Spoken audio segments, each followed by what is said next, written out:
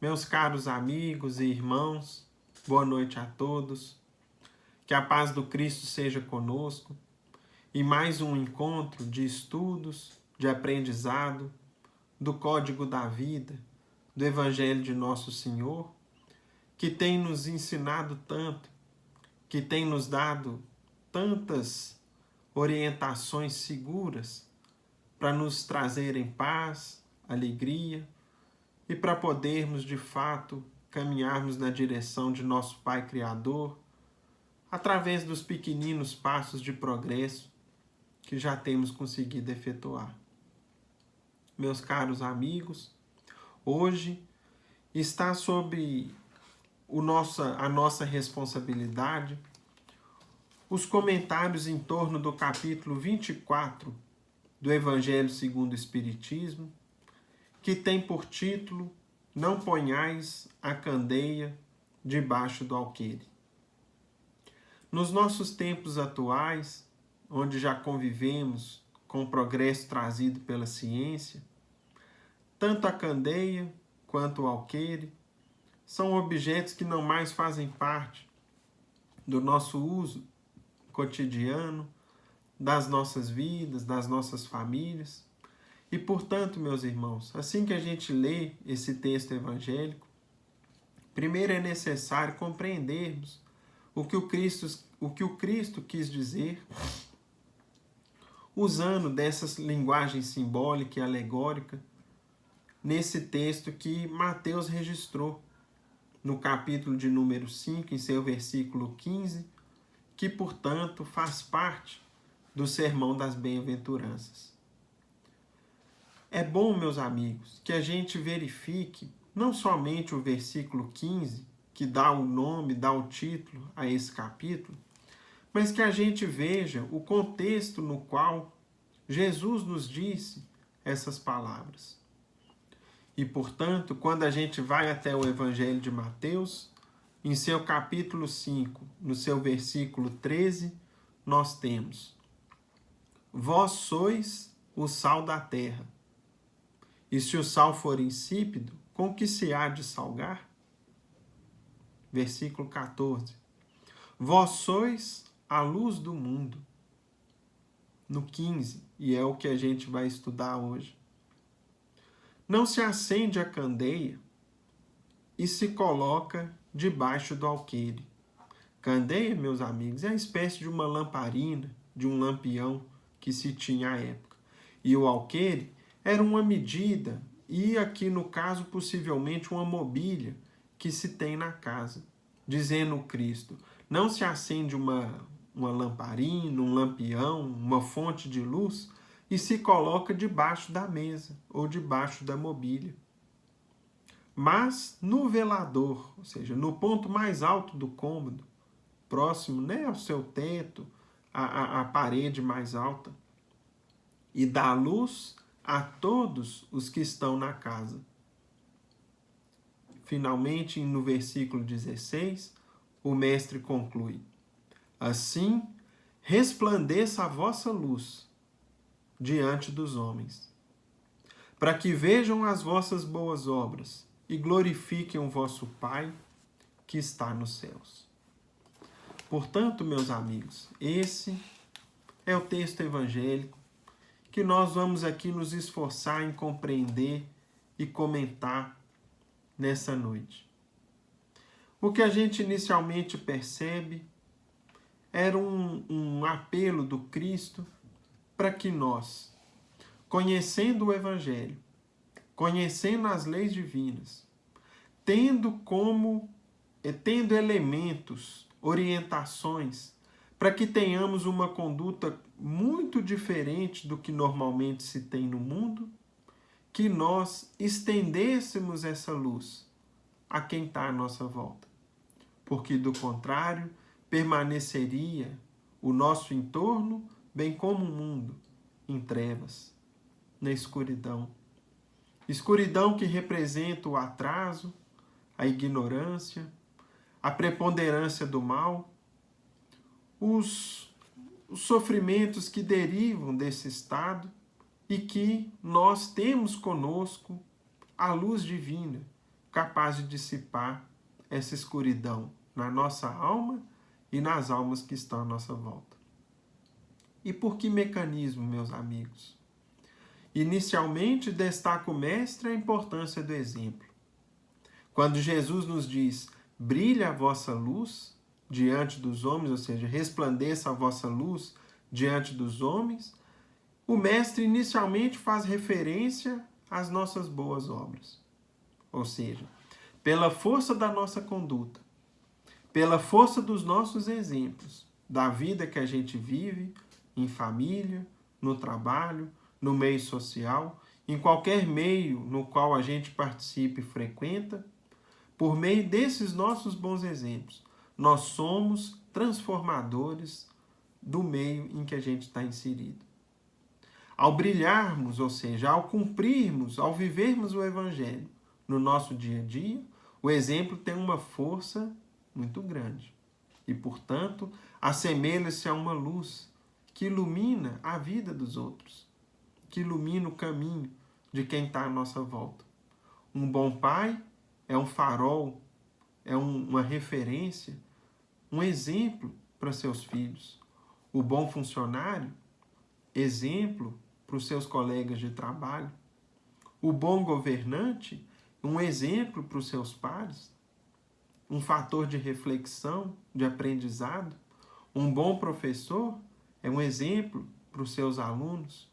Uma boa mãe é o esteio de um lar e a referência constante no coração dos filhos, ligados eternamente ao seu coração, bem como também de seu companheiro. Então, meus irmãos, brilhar, resplandecer a nossa luz, inicialmente e essencialmente, em primeiro lugar, pela força dos exemplos das nossas boas obras que nós somos capazes de executar. Agora, meus amigos, à medida que a gente avança na compreensão dessa lição do Cristo, nós compreendemos que nós também, além das boas obras e do bom exemplo que podemos estender a quem está à nossa volta, nós temos conosco hoje, especialmente na atualidade espírita cristã, uma fonte de luz divina intensa. Um conhecimento que inicialmente muito nos ilumina e que a gente pode perfeitamente partilhar com quem está à nossa volta, dando-lhes também um farol, dando-lhes também uma lanterna, em meio aos caminhos obscuros, em meio às encruzilhadas da vida, aos momentos e aos dilemas nos quais, eventualmente, a gente se sente em dúvida com relação à conduta a seguir, ou nos quais, por ignorância, pela escuridão da ignorância, nós somos, às vezes, incapazes de perceber os erros e os enganos nos quais a gente está envolvido. Essa luz, meus amigos, é o conhecimento do Evangelho. É o conhecimento das lições do Cristo, de seu Evangelho, especialmente à luz da doutrina espírita. Resgatado, explicado, desenvolvido pela espiritualidade superior, que formam para nós um conjunto coerente de ideias, demonstrando para a gente, por meio da assimilação lógica, o Evangelho como um conjunto amplo de lições profundamente coerentes entre si, no qual nós percebemos a grandeza e a perfeição do Cristo, haja vista que em nenhum momento contradizeu-se. Em nenhum momento deixou de cumprir o que falava. Mas isso a gente é capaz de perceber conforme a gente entende o Evangelho de forma mais ampla e desvendando alguns pontos nos quais o Mestre nos deixou lições sob uma forma alegórica, sob símbolos que, mais tarde, seriam compreendidos. E o fato do Mestre nos deixar essas lições simbólicas, especialmente por meio de suas parábolas, não significava e não significa que Jesus tenha assim feito uma forma de esconder a candeia sob o alqueire, de não estender a luz a todos. Pelo contrário, o Mestre deixava lições, algumas das quais perfeitamente compreensíveis à época, e outras, meus irmãos, que seriam compreendidas com o passar do tempo. Quando as criaturas humanas tivessem mais maturidade, mais conhecimento e, acima de tudo, tivessem uma conduta mais próxima ao Evangelho que ele nos ensinou. Lições essas que, na nossa atualidade, não ficaram sem explicação, sem compreensão. Não há mais pontos obscuros ou aparentemente contraditórios nas lições do Cristo, nos lembrando aqui, por exemplo, quando o mestre dizia, quando sua mãe o procurava, ele virou-se para aqueles que estavam à volta e disse: quem é minha mãe e meus irmãos, senão os que fazem a vontade de meu Pai que está nos céus? À primeira vista, para quem interpreta sem retirar o espírito da letra, a impressão que temos é que o Cristo não dava a devida importância à sua mãezinha e àqueles seus familiares que o procuravam. Mas, conforme compreendemos melhor, conforme aprendemos a retirar alguns sentidos alegóricos da linguagem do Cristo, entendemos que Jesus dizia respeito à família espiritual, nos mostrando que nós nos reunimos nesse plano, e especialmente na espiritualidade, nós nos tornamos cada vez mais próximos, cada vez mais íntimos, cada vez mais familiares entre si, à medida que nós avançamos moralmente e nos assemelhamos em gostos, aptidões, em sonhos e em patamar de elevação, de conhecimento e de aperfeiçoamento íntimo. Agora, isso à época foi parcialmente compreendido. E ainda hoje, uma ou outra passagem do Cristo não é bem compreendida, bem interpretada. Ou seja, as pessoas ainda incorrem em erros e enganos no entendimento do Evangelho do Mestre. Para os irmãos terem ideia, nós temos mesmo aqui no Evangelho segundo o Espiritismo um capítulo que é o capítulo anterior a esse que a gente estuda, de número 23, chamado Estranha Moral. Nesse, há algumas passagens do Evangelho que foram mal interpretadas durante o tempo. Como, por exemplo, quando Jesus dizia: não penseis que eu tenha vindo trazer paz à terra. Não vim trazer a paz, mas a espada. Porquanto vim separar de seu pai o filho, de sua mãe a filha, de sua sogra a nora. E o homem terá por inimigos os de sua própria casa. O que Jesus queria dizer com isso? Nós precisamos estudar.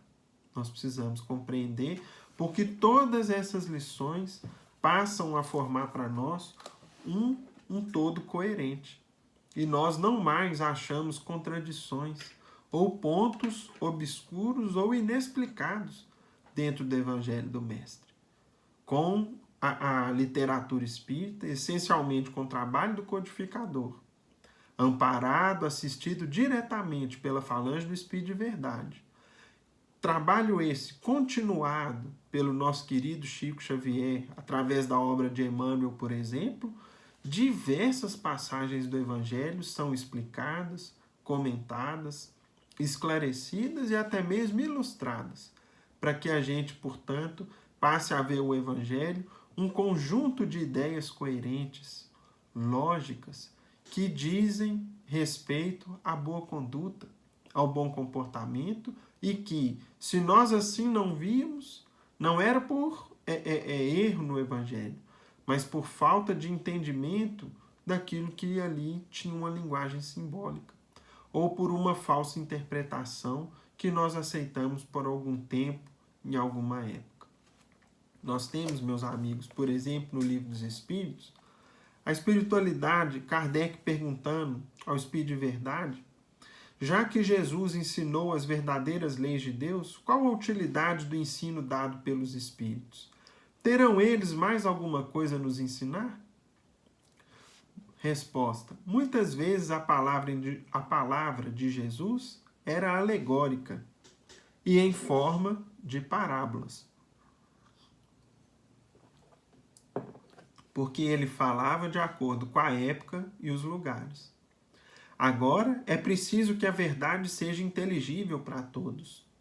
é necessário explicar e desenvolver aquelas leis, já que pouquíssimos são os que as compreendem e menos ainda os que as praticam. Nossa missão dos espíritos é abrir os olhos e os ouvidos de todos para confundir os orgulhosos e desmascarar os hipócritas, que da religião e da virtude só guardam a aparência, a fim de ocultarem suas torpezas. O ensino dos espíritos deve ser claro e sem equívocos, de sorte que ninguém possa alegar ignorância e todos possam julgá-lo e apreciá-lo com a razão. Estamos incumbidos de preparar o reino do bem anunciado por Jesus. Daí a necessidade de que ninguém possa interpretar a lei de Deus ao sabor de suas paixões, nem falsear o sentido de uma lei toda de amor e de caridade. E, portanto, meus irmãos, tudo aquilo que havia de forma alegórica ou simbólica foi claramente interpretado, compreendido, explicado para todos nós. Desde que a doutrina chegou ao mundo, há mais de 150 anos, conforme a capacidade que hoje nós já possuímos de entendimento dessas explicações, desses comentários evangélicos. A título de ilustração, meus irmãos, nós temos uma obra que há pouco tempo atrás foi objeto de estudo no nosso querido solar, na Fraternidade Espírita Paulo de Tarso, intitulada Parábolas Evangélicas. É um livro de Rodolfo Caligares, um estudioso espírita que trouxe para a gente todas as parábolas de Jesus e as comentou, trazendo os elementos dispostos na literatura espírita, trazendo outros comentários, de maneira que todas elas foram, por exemplo, comentadas, explicadas com clareza para nós. Nós temos aqui a parábola do bom samaritano, a parábola dos talentos, a parábola da figueira estéril, a parábola do joio e do trigo, do semeador e tantas outras. Algumas delas, meus irmãos, já trazem consigo uma clareza que mesmo à época era capaz de se compreender. Por exemplo, a parábola do bom samaritano, que nos ensina sobre a caridade incondicional, independente de quem seja a vítima, entre outras lições que ela nos traz. Agora, mesmo parábolas claras como a do bom samaritano, ou a parábola do semeador que o próprio Cristo explicou no seu evangelho, ou seja, ele contou e depois explicou o significado de cada parte, de cada segmento da parábola, mesmo essas parábolas podem ter o seu entendimento ampliado. Podem nos trazer lições que às vezes nós não percebemos com muita clareza ou com a profundidade que elas possuem. Um exemplo que nós temos disso é a própria parábola do bom samaritano, que os irmãos depois podem pesquisar, um comentário muito interessante a respeito dela, que foi efetuado pelo nosso querido Chico Xavier, numa ocasião em que ele participou de um programa de entrevistas, o programa Pinga Fogo, na antiga TV Tupi. Quando ele, perguntado sobre a opinião dele, a opinião espírita a respeito da pena de morte, invocou e lembrou a parábola do bom samaritano para ilustrar o ponto de vista espírita cristão a respeito desse tema que, vez ou outra, vem à discussão da nossa sociedade, especialmente quando a gente se depara com alguns crimes que chocam a opinião pública. Para os irmãos depois terem conhecimento, basta pesquisar na internet, por exemplo, da seguinte forma: Chico Xavier, Pinga Fogo, pena de morte. E aí os irmãos vão ver, na voz do próprio Chico, um relato, uma resposta emocionante e uma interpretação belíssima da parábola do bom samaritano. Bom, meus irmãos, com a intenção de ilustrarmos o nosso tema e para que a gente tenha consciência da luz que nós já trazemos conosco, da claridade que é capaz atualmente de iluminar as nossas vidas e as vidas que estão à nossa volta, nós nos lembramos de uma página de Irmão X, intitulada Espiritismo e Divulgação, no qual ele vai nos contar a experiência ocorrida, ou seja, a experiência pessoal de um advogado que tinha um amigo muito querido, que trabalhava com ele, possivelmente eram sócios, encontravam-se também em família, nos seus círculos, né, nas horas de lazer, de descanso, pessoas que conviviam muito uma com a outra, sendo que uma era espírita, um deles espírita, e o outro não. E, conforme o Irmão X vai aqui nos descrever, esse advogado que era espírita, de nome Joaquim Mota, trazia consigo opiniões pessoais no que diz respeito à religião, e que vez ou outra a gente escuta no seguinte sentido: religião não se discute. Como se, de fato, discussão, brigas, disputas religiosas não nos convém. O próprio mestre nos pedia que a gente fugisse ao fermento das discussões. Agora, conversarmos, esclarecermos, estendermos a luz que ilumina a nossa vida, a nossa conduta, a quem está à nossa volta, é bem diferente. E chega a ser para todos nós algo necessário na nossa existência para que depois a gente não se arrependa. Porque como que eu ando com um caminho iluminado e alguém ao meu lado querido, alguém que eu estimo e que eu quero bem, eu não estendo essa luz para que ilumine também os seus passos, a sua conduta, as suas escolhas, as suas prioridades, os seus sonhos. Nós vamos ver aqui o relato de Irmão X. O excelente advogado Joaquim Mota, espírita de convicção desde a primeira mocidade, possuía ideias muito próprias acerca do pensamento religioso. Extremamente sensível, ou seja, era uma pessoa também um tanto quanto melindrosa, julgava um erro expor qualquer definição pessoal em matéria de fé.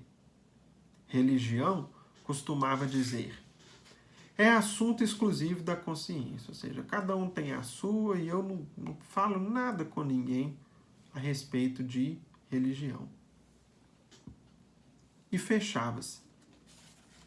Na biblioteca franqueada aos amigos, descansavam livros dourados, reunindo escritores clássicos e modernos em ciência e literatura. Tinha livros lá bonitos, né? Com os clássicos aí da literatura, das artes, da ciência. Conservava, porém, os livros espíritas isolados em velho armário do espaçoso quarto de dormir. Não agia assim, contudo, por maldade. Era, na essência, um homem sincero e respeitável, conquanto espírita à moda dele, sem a menor preocupação de divulgação, de militância. Espécie de ilha amena, cercada pelas correntes do comodismo. Ou seja, às vezes, né, é o que nos impede de comentarmos em torno daquilo que a gente acredita, daquilo que nos esclarece, que nos conforta, que nos ilumina, é uma certa dose, às vezes, de comodismo de nossa parte. Encasquetara na cabeça o ponto de vista de que ninguém devia, a título algum, falar a outro de princípios religiosos que abraçasse. E prosseguiu vida afora, repelindo qualquer palpite que o induzisse à renovação. Era justamente a esse homem que fôramos confortar dentro da noite. Ou seja, então o irmão X e outro grupo de espíritos foi a uma missão de auxílio e de amparo a esse personagem, a Joaquim Mota, conforme descrito até aqui. Mota vinha de perder a companhia de Licínio Fonseca, recentemente desencarnado, o amigo que lhe partilhou 26 anos de serviço no foro. Ambos amadurecidos na existência e na profissão, após os 60 de idade, eram companheiros invariáveis de trabalho e de luta, juntos sempre nos atos jurídicos, negócios, interesses, férias e excursões. ou seja, dois amigos, né, quase irmãos, que estavam sempre juntos no trabalho, no lazer, conviviam intensamente. Sem o colega ideal, baqueara Mota em terrível angústia. Trancava-se em lágrimas no aposento íntimo, ansiando vê-lo em espírito. E tanto rogou a concessão em preces ocultas que ali nos achávamos, em comissão de 4 cooperadores com instruções para levá-lo ao companheiro. Então ele estava muito triste com a perda do amigo e pedia a Deus que tivesse a oportunidade de visitá-lo em espírito, no momento do sono, e essa concessão, né, essa prece que ele fez, esse pedido que ele fez, foi concedido, foi autorizado. Desligado cuidadosamente do corpo, que se acomodou sob a influência do sono, embora não nos percebesse o apoio direto, foi Joaquim transportado à presença do amigo que a morte arrebatara. No leito de recuperação de grande instituto beneficente a que fora recolhido, ou seja, ele estava internado num hospital no mundo espiritual, Licínio chorou de alegria ao revê-lo. E nós, alegres, seguimos frase a frase o diálogo empolgante que se iniciou após o júbilo extrovertido das saudações.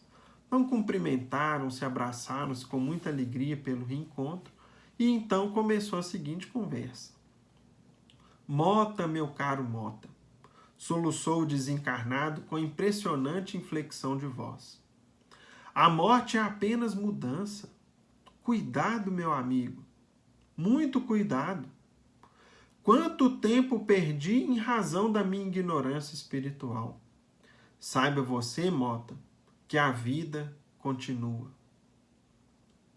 Mas eu sei disso, meu amigo, ajuntou o visitante para consolá-lo. Desde muito cedo entrei no conhecimento da imortalidade da alma. O sepulcro nada mais é que a passagem de um plano para o outro. Ninguém morre, ninguém.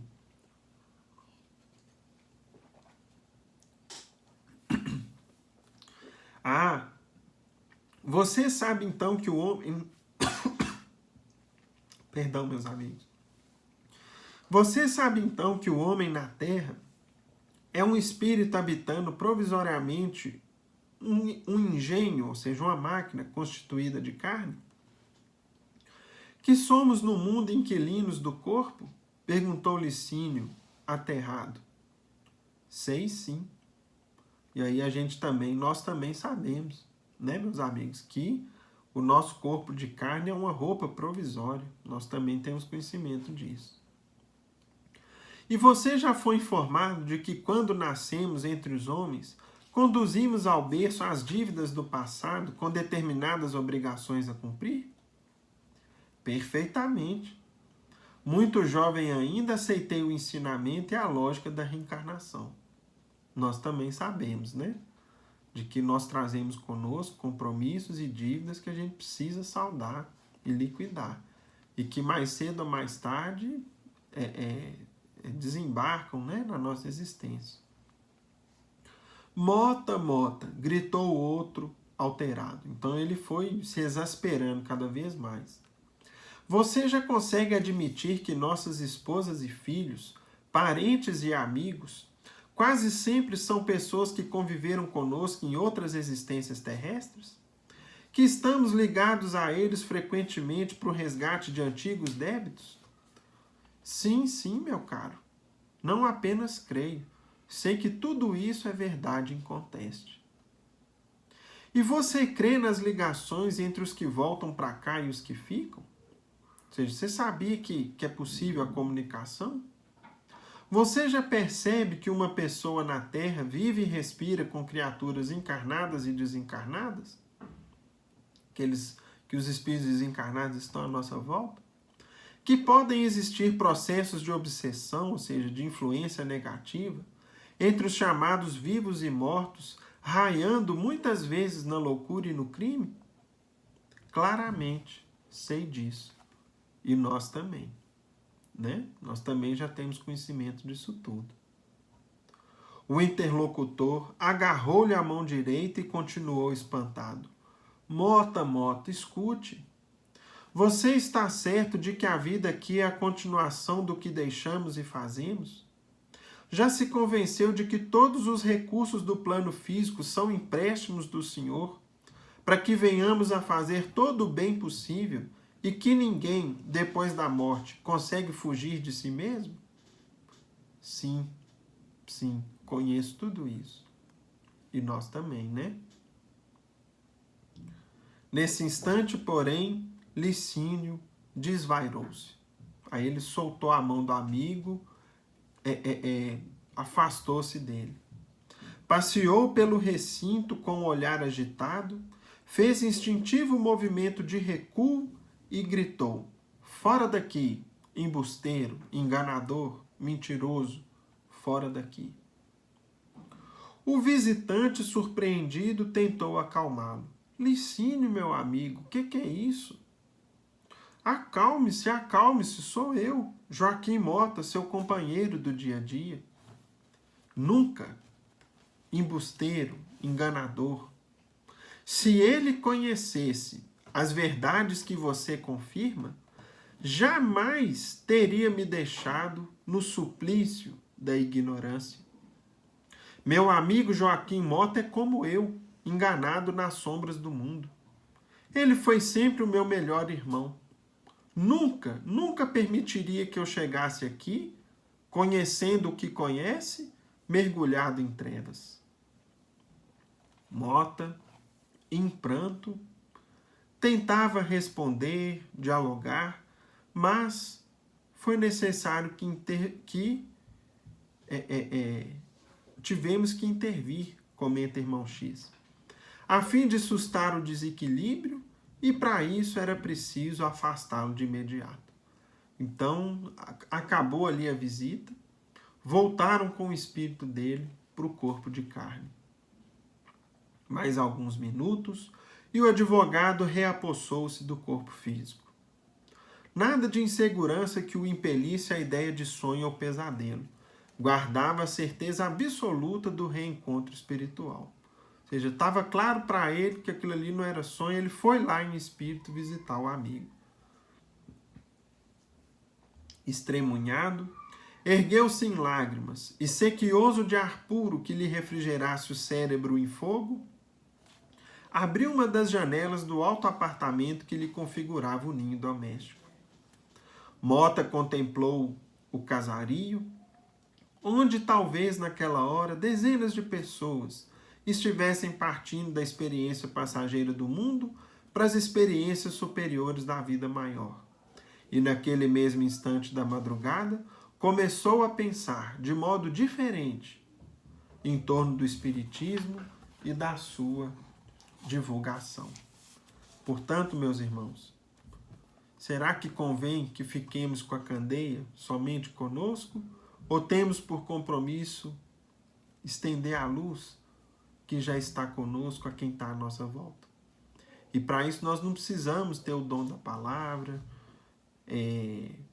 fazer estudos e palestras de forma que as pessoas gostem, não. Basta uma conversa amiga, presentearmos com um livro, aconselharmos em torno daquilo que a gente já sabe e já conhece, exemplificarmos conforme a doutrina que nos ilumina a existência, que nos guia a conduta, porque somos capazes de fazer muita diferença na vida de quem está à nossa volta.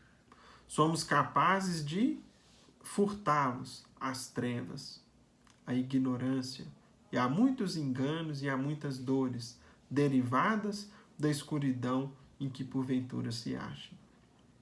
Portanto, meus amigos, divulguemos, conversemos em torno da doutrina. Não fiquemos com a candeia sob o alqueire. É o que o Mestre nos pede.